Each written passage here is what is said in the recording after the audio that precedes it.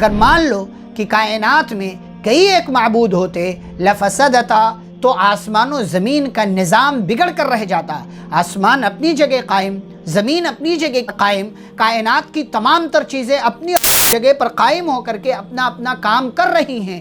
یہ ایک معبود ہونے کی دلیل ہے۔ اگر ایک سے زائد معبود ہوتے تو دنیا کا نظام بگڑ جاتا۔ کوئی کہتا گرمی ہوگی، کوئی کہتا سردی ہوگی، کوئی کہتا سورج نکلے، کوئی کہتا نہ نکلے، کوئی بارش کے لیے کہتا، کوئی کچھ کہتا، کوئی کچھ کہتا، کوئی دن کی بات کرتا، کوئی رات کی بات کرتا، کوئی کسی کو امیر کرنے کی بات کرتا، کوئی اسی کو غریب کرنے کی بات کرتا۔ تو کئی ایک معبود ہونے کا یہ برا انجام ہوتا۔